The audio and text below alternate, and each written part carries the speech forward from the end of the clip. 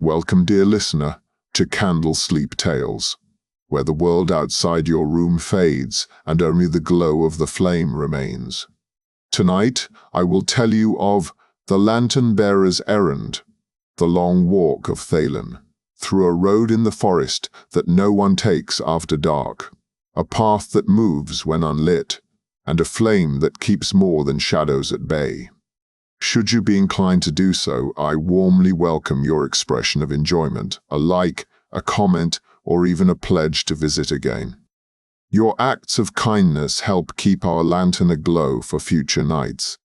As we prepare to depart from the realm of the waking world, I invite you to join Thaylen as we venture into the depths of the forest. Our journey commences with the title, The Taking of the Flame. As though speaking too loudly might carry beyond the square.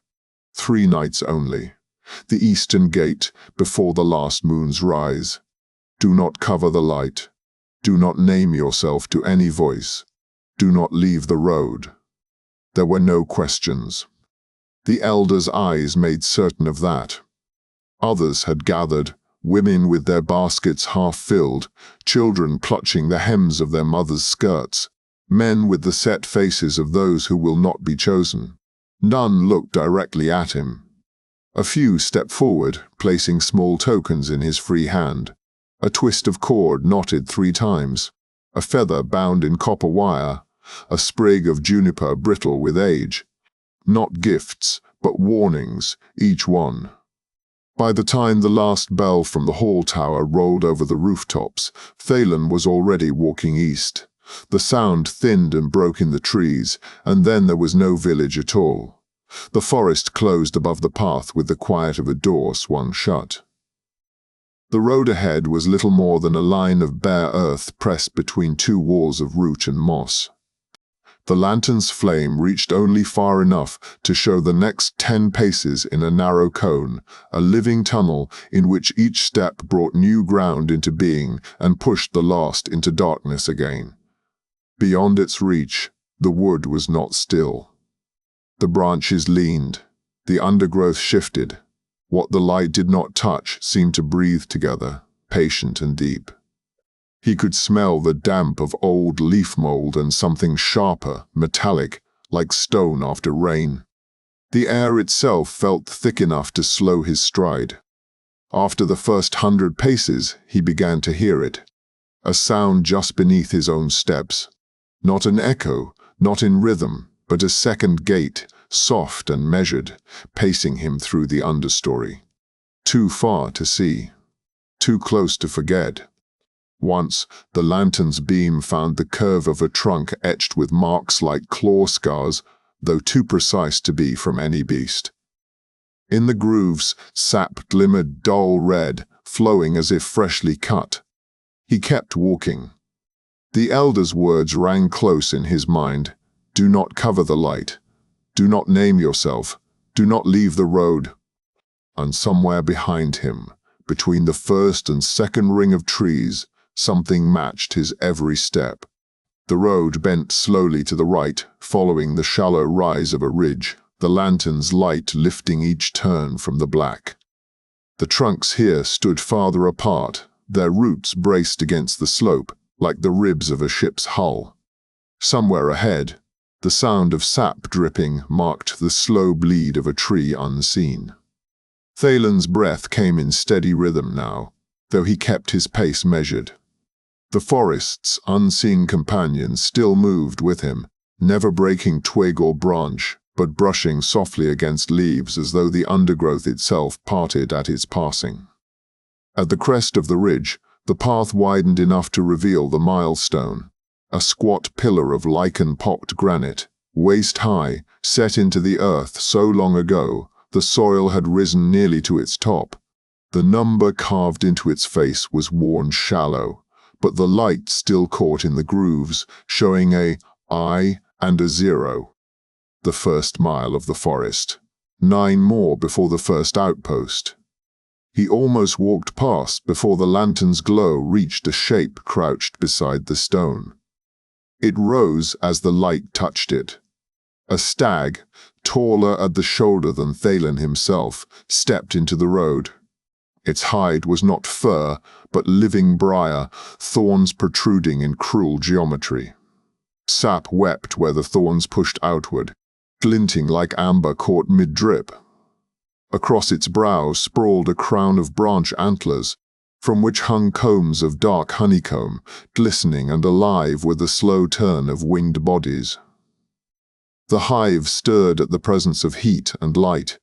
One by one, glass-winged wasps unfolded themselves from the comb. Their eyes reflected the lantern's flame as dozens of minute sparks. A hum rose, deep, resonant, crawling under Thaylen's skin. The stag lowered its head, antlers splayed like a net ready to cast. The air tasted of resin and something sour, a warning carried on the hum. Thaylen tightened his grip on the lantern's handle. The elder's command, "Do not cover the light," throbbed in his mind, but every instinct begged him to shade it, to take away the flame before the hum became a swarm.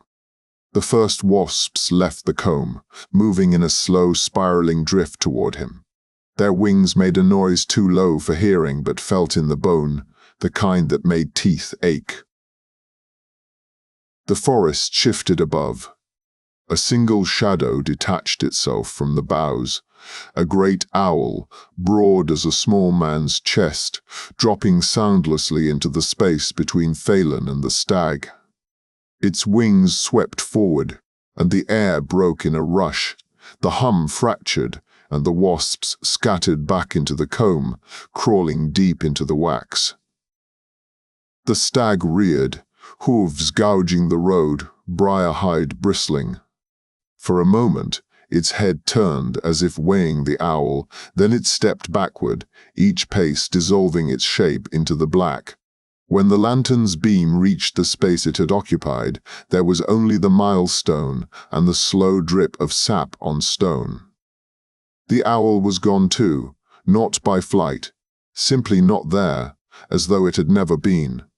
Only the faint residue of air disturbed by wings remained, and the knowledge that something in the forest did not wish to see the lantern's bearer end here. Thaylen passed the milestone without looking back. The second gate in the understory resumed its place beside him, patient as before. The road beyond the milestone narrowed again, as though the trees had leaned inward to gossip about what they had just seen. Moss draped from bough to bough, like old green smoke, brushing the air above Thaylen's head. The lantern's beam seemed to bend against it, scattering into soft halos that lit no more than an arm's length in either direction. The second gate in the understory never faltered. Sometimes it drew nearer, the faint press of its weight-shifting soil. Other times it receded, until Thaylen thought perhaps it had gone, only to return with the certainty of breath. A sharp tang rose on the air.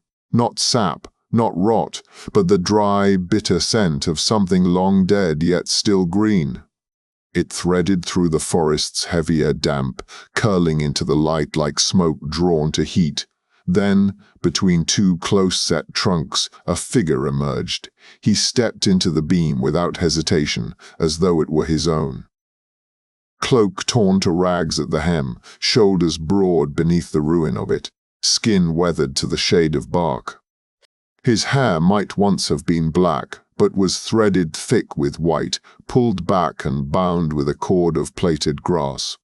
Across one cheek ran a seam of scar tissue pale as ash. His eyes, deep-set beneath a straight brow, reflected the lantern's flame as if it lived in them. He carried no weapon. Only a small pouch at his belt, its drawstring twisted tight. Thaylen stopped. Though the man's presence was not the same as the stag's, there was no press of threat, no hum in the bone. Still, the air around him felt, bound, as though shaped by rules Thaylen did not know. The man's gaze moved over him, not to his face, not to the hand that held the lantern, but to the flame itself. He seemed to weigh it, as if measuring whether it was still true. Without a word, he drew the pouch from his belt and placed it in Thaylen's free hand. The weight was slight, the shape irregular, many small things wrapped in their own curling leaves. The scent from within was sharp and metallic green, the same that had preceded him. When Thaylen looked up, the man spoke at last, his voice low and certain, as though they stood in a place where louder sound would fracture the air. "When the road divides," he said, "feed it. No further explanation, no question, no name." Before Thaylen could form a reply, the man stepped backward. The two trunks seemed to close behind him, though they did not move. They were simply closer now, joined by a curtain of hanging moss where none had been before. The scent of dried leaves lingered in the air, mingling with the lantern's faint smoke. Thaylen loosened the pouch's drawstring just enough to look inside. The leaves were thin, their veins silver-white, edges curled inward as if resisting the open air. When he brushed one with his thumb, a faint hum passed through the fabric of the pouch into his skin. He closed it again, stowed it in his coat, and began walking. The second gate in the understory had not moved during the exchange. It resumed with him now, as faithful and silent as ever. But its rhythm had changed, no longer matching his steps exactly. It lingered just behind, as though listening. The road bent downhill, its soil slick with a thin sheen of moisture that glistened in the lantern's glow. The air grew cooler, heavier, and carried the sound of water, but not the familiar run of a brook or the rush of a stream. This was slower, stranger, like the dragging of wet cloth over stone. The lantern's beam found the river at a turn. It was narrow, no wider than Thaylen's reach, yet it flowed upward, defying slope and sense. The water clung to the bark of trees, winding in rippling sheets from the roots to the highest branches. From there, it spilled into the night above, vanishing into the dark as though poured into an unseen cup. The path should have crossed it, but here the road was broken, a gap between one stretch of earth and the next, bridged only by roots slick with a climbing current. They rose and fell in slow, patient swells, like the breathing of some buried creature. Thaylen stopped at the edge. Beneath the water, the roots gleamed pale as bone. The gap was only 3 steps across, but the current moved against his eyes, pulling at his sense of balance. As he leaned forward to judge his footing, something stirred beneath the flow. A hand, pale and long-fingered, pressed flat against the upward-running water as though it would glass. The skin was the color of candle wax, the nails sharp and faintly green, like copper turned to verdigris. It reached toward him, the fingers flexing. The water parted around the arm without slowing its climb. Thaylen's grip on the lantern tightened. He took a step back, but the hand came further, followed by the curve of an elbow, the ridge of a shoulder. No face yet, only the sense of a body rising toward him, fluid clinging to its shape like a second skin. The roots shifted.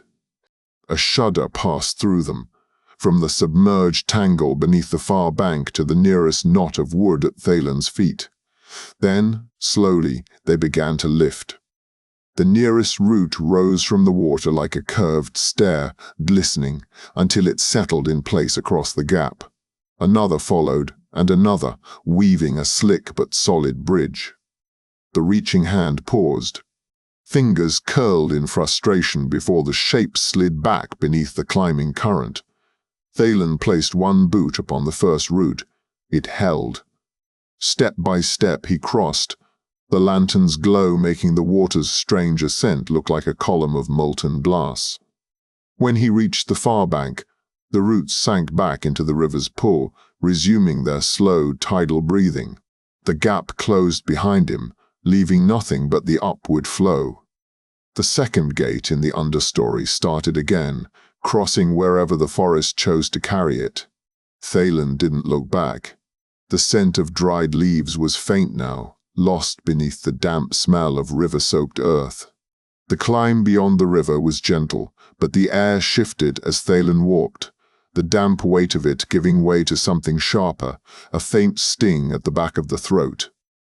The lantern's light reached ahead and caught on shapes lining the road, pale clusters of growth, low to the ground, blooming from stone and root alike. At first they seemed like flowers, their edges curled outward in soft, lip-like petals. But as he drew closer, the truth was plainer. They were lichen, white and fleshy, their surfaces opening and closing in slow, irregular motion. Each cup was filled with a faintly luminous film that rippled at the approach of light. The flame's reek stirred them to wakefulness. Where the lantern passed, the lichen opened wider, their petal rims glistening, and leaned subtly toward the heat. The faint film within each cup shimmered, then thinned, as if drawing something unseen from the air around the flame. Thaylen frowned. The light was dimmer here, the edges of the beam losing their sharpness. He took another step, and the nearest lichen shivered, as though tasting a sweet. The others, farther off the path, began to lean toward him as well, a slow wave of hunger closing in. The elder's warnings said nothing of such things, yet instinct told him this was not a threat to be outrun.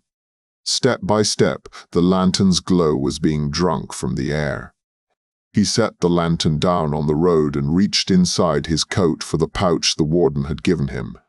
Loosening the drawstring, he took one of the curled, vein-silvered leaves between his fingers.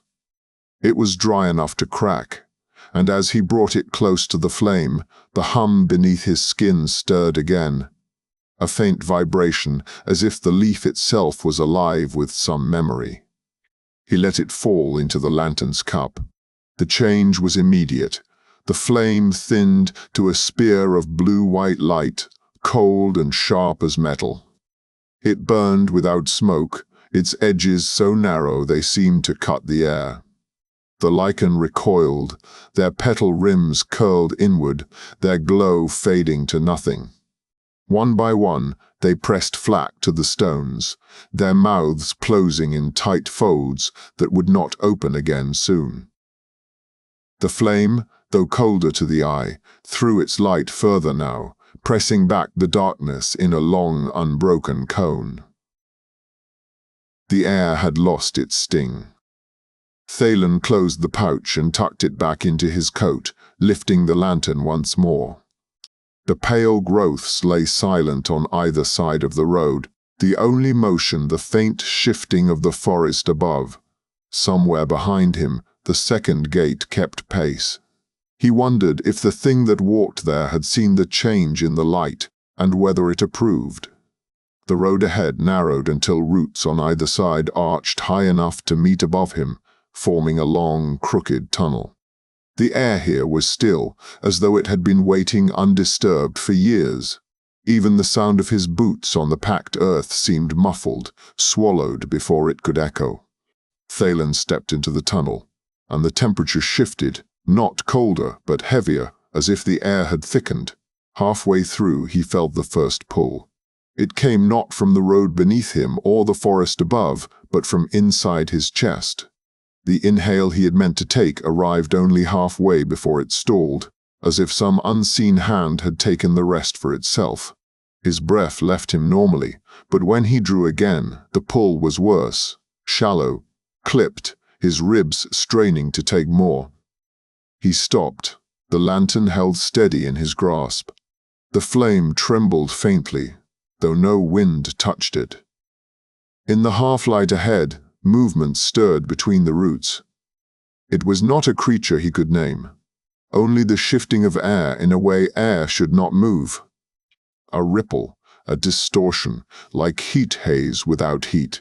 It hovered low, and with each step it drifted nearer, matching the pace of his breathing. It was listening, learning.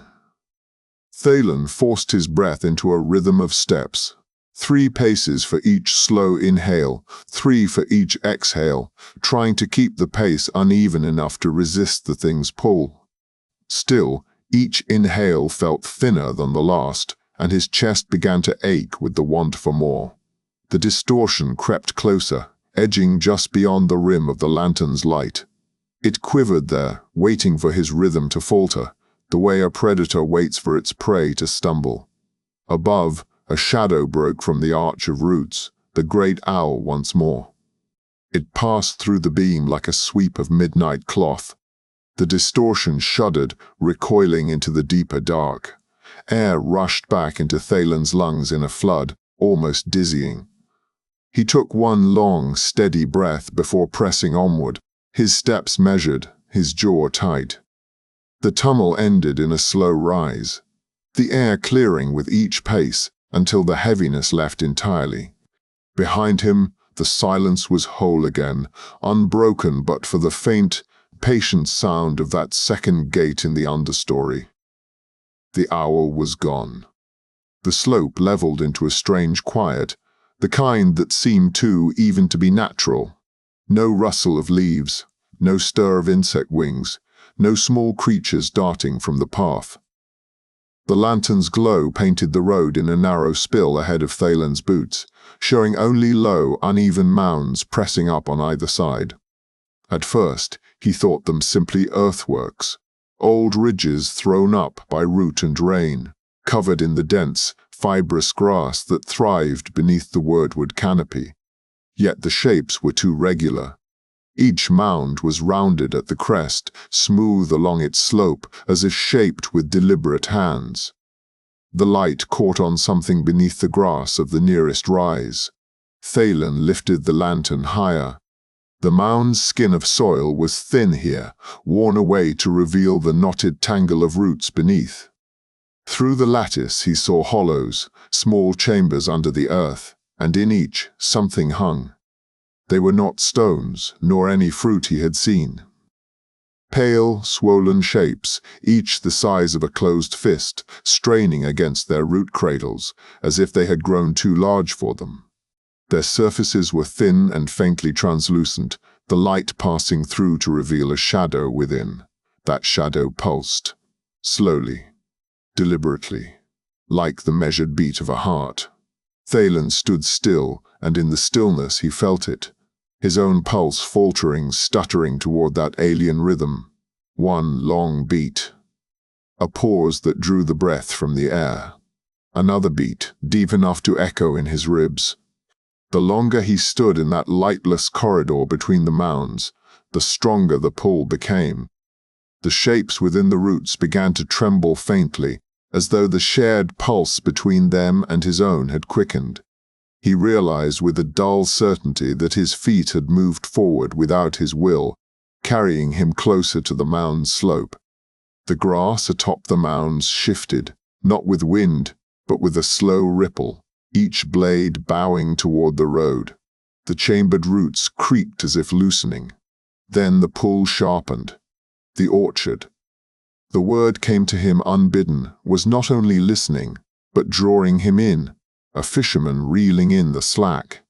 A sound split the hush, a sharp hiss, too close. From the black at the road's verge, a spear shot through the air and struck the packed earth before him, point down, quivering from the force of the throw. The shaft was of dark, polished wood. The fletching, long and pale, lay flat against the grain. Another hiss. The second spear struck to his left, biting into the mound's slope. The pale shapes behind the roots shuddered, their glow flickering. A third spear landed, pinning a curtain of grass to the ground across the path. The orchard's rhythm stuttered, broken mid-beat. The pull on his pulse snapped, and the weight on his chest lifted all at once. In the hollows beneath the roots, the pale fruit twisted away, dimming until they were only dull lumps in the dark. Thaylen's grip on the lantern tightened. He didn't need to scan the undergrowth to know whose hand had sent the spears. Somewhere beyond the narrow beam, unseen between the boles, the warden was still there. Still walking the road's shadow, breaking the snares the lantern could not blunt. The grass along the mounds lay still now, as lifeless as the soil beneath it. The quiet returned, but it was no longer the orchard's quiet. Thaylen stepped carefully past the embedded spears, his breath slow, deliberate. Each pace pulled new ground from the dark, the path unfolding like a ribbon cut fresh from the world. Behind him, the mounds waited in their silent row, their strange fruit unlit, unbreathing, biding their time for another traveler without a watcher in the trees. The road narrowed once more, its earthen spine pressed tight between walls of undergrowth so thick they might have been woven there. The lantern's cones stretched ahead into a tangle of pale lines, crossing and recrossing the way in a web too regular to be wild. Thaylen slowed. The threads gleamed faintly, not with moisture, but with something harder grains of mineral clinging to them like salt rime on rock by the sea. Where the lantern's light touched them, they shone in a way that was almost too bright, as if reflecting more than was given. The air here was still, but heavy with a scent that dried the tongue, sharp, mineral, and faintly sweet, like the memory of brine. The soil beneath his boots crunched faintly, and when he glanced down he saw it was dusted in a fine, pale powder. Salt. He stepped forward, and one of the lines vibrated, the sound faint but piercing in its clarity, traveling into the road itself. The rest of the threads shivered in sympathy, the vibrations running their lengths and vanishing into the dark where the beam could not reach. Something answered. From the shadows above, a long, jointed limb lowered, slow and deliberate. It was pale, the chitin ridged and scored like driftwood stripped bare by water.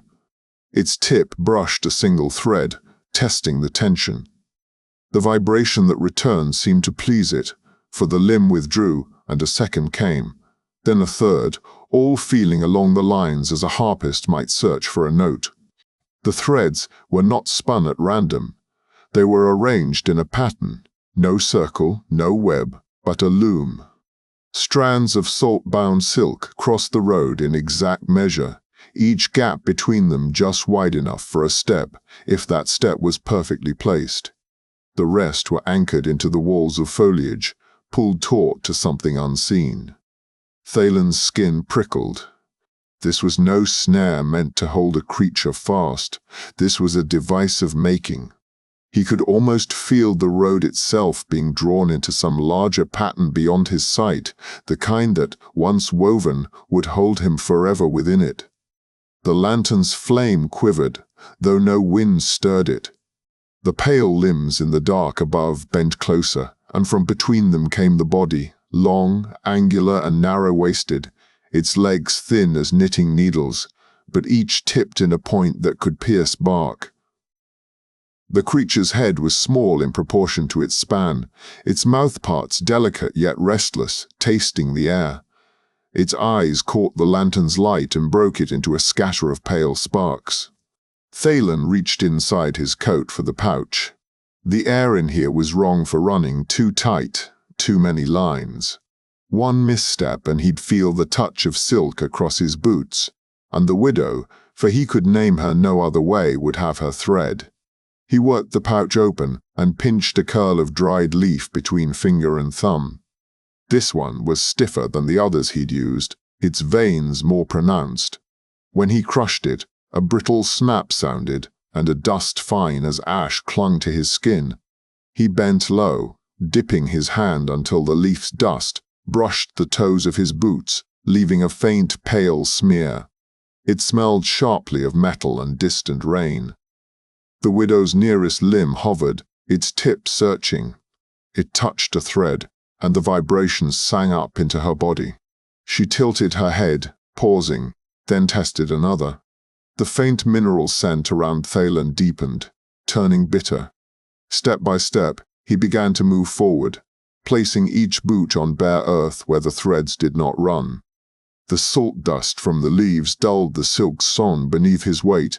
Each step sang less until the widow's limbs ceased their testing. She remained above, poised and listening, but did not descend. At the loom's far edge, the threads stopped as cleanly as they began. One final step, and he was through. the salt dust fading from the air behind him. He glanced back only once. The widow was gone from sight, but the threads swayed gently as though she had brushed them in passing. The pouch felt heavier now in his coat, though its contents had lightened. Somewhere in the darkness beyond the beam, the second gate kept pace, its own silence, an answer to the trap he had just left behind. The forest ahead was darker still. The forest tightened into a straight, narrow passage before widening without warning. The lantern's beam reached ahead and split itself against the impossible sight. Two roads, side by side, both worn into the same soft curve, both vanishing into the same thick dark. Thaylen stopped at the fork's mouth. The trees here were older than any he had passed. Trunks so broad they might have been the first pillars ever to root in this soil. Their bark was smooth, almost polished, and in their vast shadow the air felt colder, heavier. Between the two roads sat a squat stone, waist-high and broad enough for a man to sit upon. Its surface was worked smooth, the edges beveled, the front face carved deep with an inscription that shimmered faintly in the lantern's light.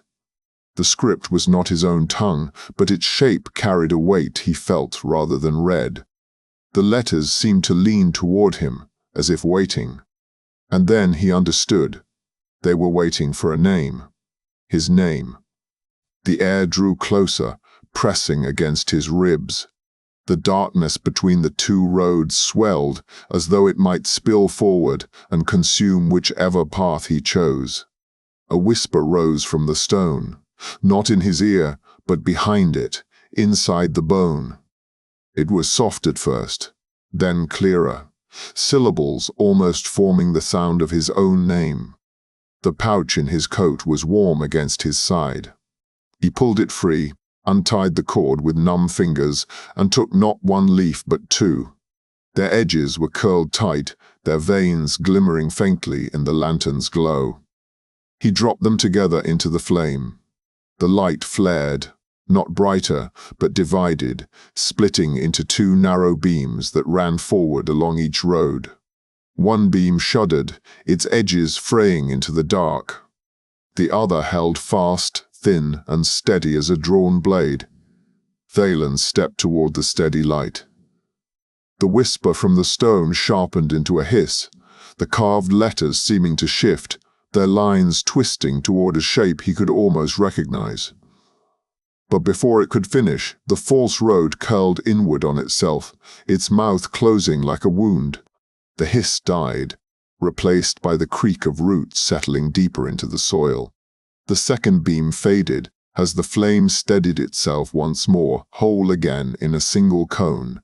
Behind him, the stone sat silent, its carved face dull, as if nothing had ever moved there. Thaylen tightened the pouch's cord and tucked it away, the warm scent of crushed leaf still in his nose. The true road stretched ahead, unbending for now, its edges swallowed in dark. The second gate in the understory moved with him, unhurried, as though it had always known which road he would take. The road beyond the fork sank into a hollow, where the trees pressed so close together, their crowns seemed stitched into one vast black canopy. No wind reached here.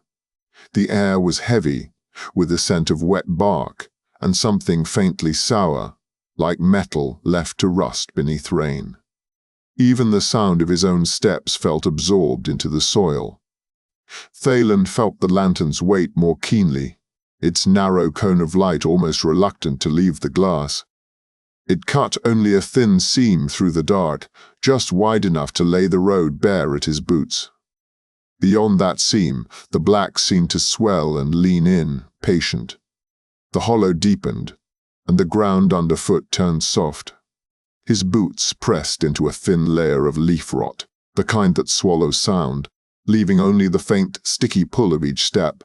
He kept his eyes forward, measuring the distance from one tree to the next. That was when the first shiver ran through the flame.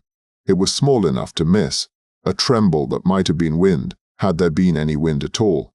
Then came another, stronger, bending the flame low in its glass until its tip brushed the wick. The light dimmed to a dull glow before flaring back. Thaylen slowed. The forest did not move, but something about it had changed. The silence here felt heavier, as though it had been waiting for exactly this moment. The third shiver brought the flame to a thin, glowing thread. It gave one final lurch, then collapsed into a coal the size of a pinhead. The road vanished. The cone of light shrank until it barely kissed the ground at his feet. Beyond it, the world was void, not shadowed, but absent, as though there had never been a forest at all. And then came the sound. A faint rasp, like claws dragging in loose soil. Another, to his left. Another, behind. They moved in a slow spiral, drawing closer with each pass. The first shape stepped into the thin glow. It was low to the ground, built of corded sinew beneath pale, hairless skin stretched taut as hide. Its head was long, jaw narrow, the nostrils wide and trembling, tasting the air. Its eyes were sealed over with skin, leaving it blind. And yet Thaylen felt its gaze on him. Another joined it, and another, 4, perhaps 5, now circling. Their steps were deliberate, their breathing quick, drawn in sharp through the nostrils. Each exhale came slow, tasting the air again. He knew the word for them without knowing how, packhounds. Hunters bound to the scent of a broken vow. They did not chase for hunger, but for the weight of a promise left unkept. The circle tightened. The air itself seemed to thin. Then from behind came the light. It did not creep. It struck. A second flame, wider, harsher, flooding the hollow with a strange blue-green glare. Its scent cut through the damp air, sharp as crushed iron, bitter as charred leaf. Thaylen turned.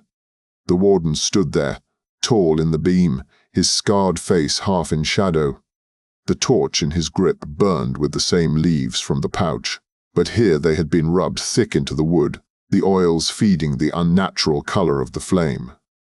The packhounds froze. Their long heads turned in unison toward the stronger light, nostrils flaring at the new scent. The warden's gaze did not meet Thaylen's. His eyes were fixed on the hounds as he stepped backward into the dark, the torch held high. He did not call out. He did not beckon. The act itself was wordless and complete. The hounds broke their circle, their bodies low and taut, and followed. They moved first at a creeping pace, their claws whispering over the soil. Then, as the warden receded further into the black, they broke into a run, a sound like a sudden tearing in the earth. The dark swallowed them. The hollow was still again. In the silence, the coal in Thaylen's lantern quivered once, twice, then bloomed, the narrow flame returning in a slow, steady rise. The beam reclaimed the road, though it seemed paler than before. Thaylen stood with his hands tight around the handle, the lingering scent of the warden's torch still cutting through the damp. The second gate in the understory was gone now, and the absence pressed at his back like a void. When he moved again, it was with the sense that the forest was watching to see whether he would walk alone. The hollow gave way to a steady climb, the air growing clearer with each step, as if the weight left by the packhounds could not follow him uphill. The lantern's flame was steady again, though its light felt changed, sharper at the edges, but thinner, as though some of its strength had been spent in the hollow. The path curved between two ancient yews, whose roots twisted so deep and wide they formed walls of living wood. Beyond them, the road bent hard to the left, and there he found the warden. He was seated on the earth, with his back against a leaning oak, legs drawn up, head bowed. The torch was gone, nothing but a blackened stub lying at his side. His cloak was pulled close, but beneath it, one shoulder was darkened with blood that had seeped into the fabric. His breathing was shallow, the kind that barely stirs the chest. Thaylen hesitated. the lantern's light resting over him. For the first time, the man's face was fully visible, skin marked not only by the pale seam of the great scar across his cheek, but by dozens of finer lines, each a history in itself. His eyes opened at the touch of light, calm, steady, though there was no mistaking the weight in them. Without speaking, he reached to his belt and pulled free the pouch. It looked smaller now, its cord frayed from use. He pressed it into Thaylen's hand. The leather was warm, the contents shifting faintly within. From a fold in his cloak, the warden produced something else, a small braid of dried stems bound tight at the ends, their surfaces pale and fibrous. At its center, wrapped in a single hair coiled like thread, was a seed pod the size of Thaylen's thumb. The surface of the pod was dark and matte, almost absorbing the lantern's light. His voice, when it came, was low enough that the forest seemed to lean closer to hear. Plant when the light forgets you.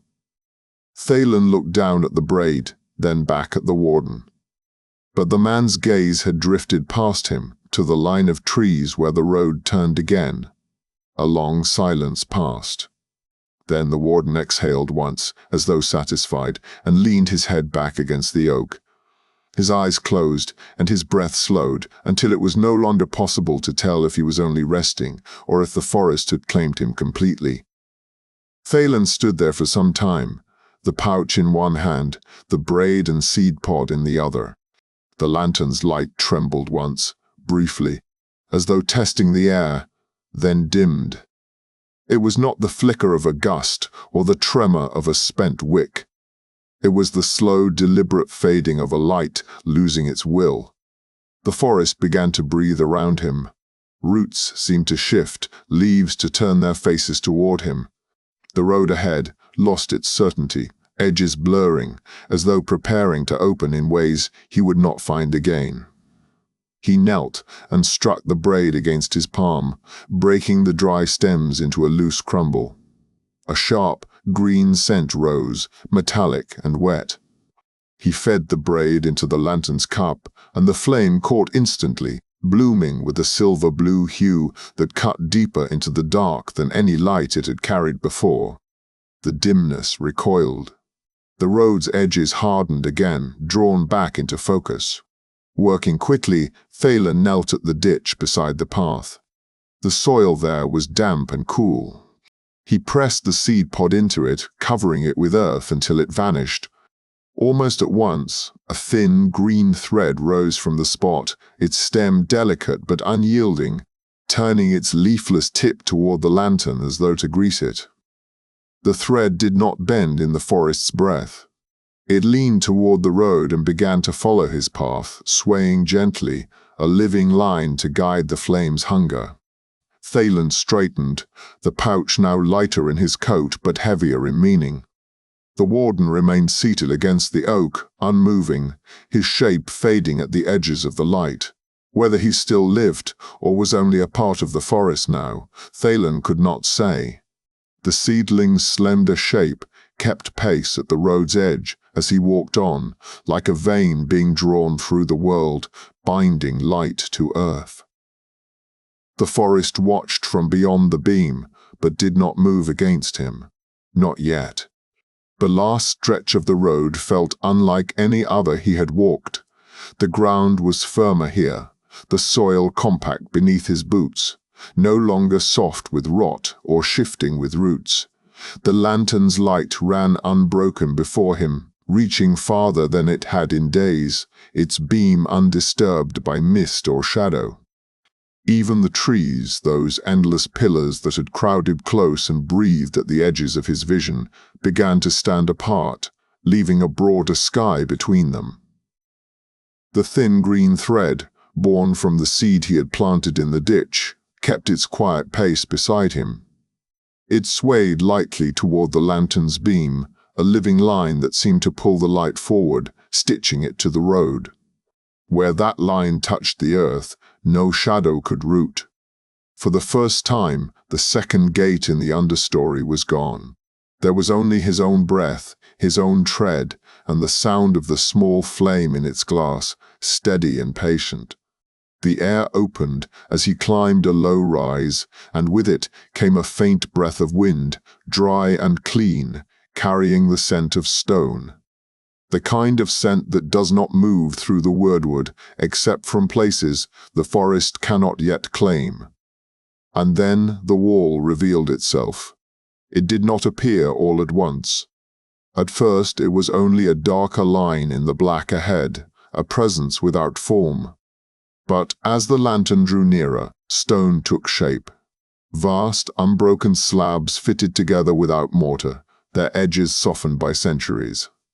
It rose higher than the tallest trees, its face bare except for a single arched seam cut into its center. Within that seam, the wood of a door waited.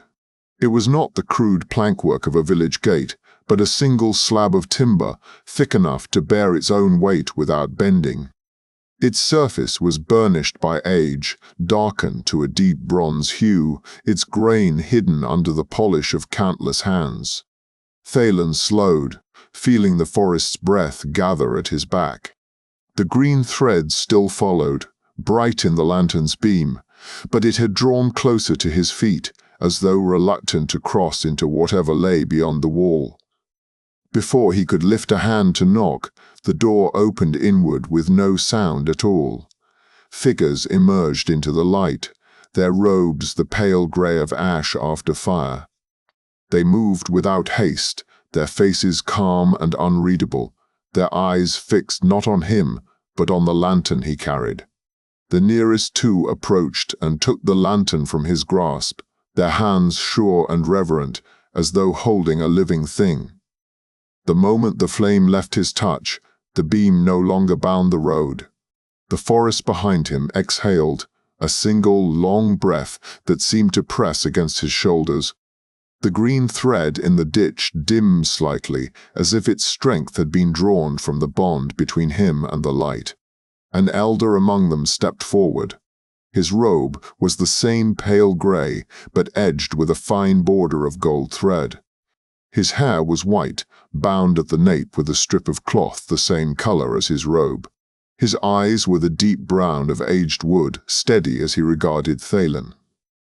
"The light did not keep you safe, bearer," he said, his voice low, but carried forward by the stone behind him.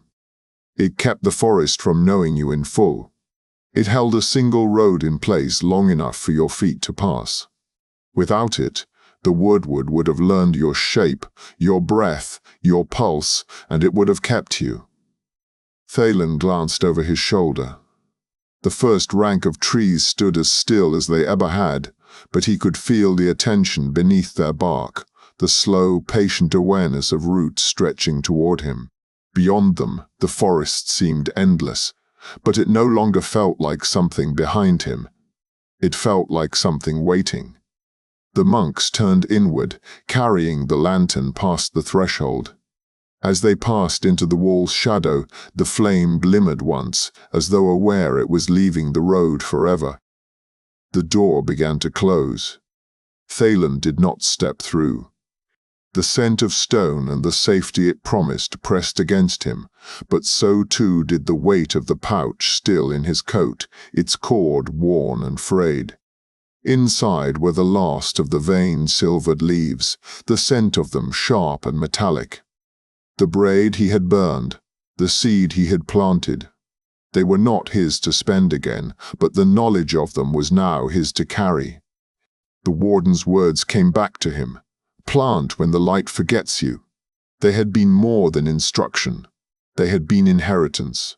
The door shut, sealing away the light within the wall. The wind from the stone faded, and in its absence the forest's breath returned, curling around him, testing the edges of his shape. The green thread in the ditch still shone, faint but certain, tracing the road like a vein across the skin of the earth. It turned not toward the village, but into the narrow strip between road and wild. The verge. He knew, without speaking it aloud, that his path lay there now. The forest would always watch the bearers of the flame, and someone must walk the margins to keep them unseen. The warden had done it without thanks, without witness. Thaylen would do the same. He stepped off the road, following the green thread into that thin, shifting space. The verge smelled of both road dust and leaf rot, the mingled breath of two worlds that met but never wholly touched. Behind him, the forest closed its first line of trunks, but did not yet reach for him. Ahead, the verge curved away into darkness, its shape unknown, its dangers unlit. Thaylen walked on. The seedling's green light followed. And somewhere deep in the Wyrdwood, roots began to change their course.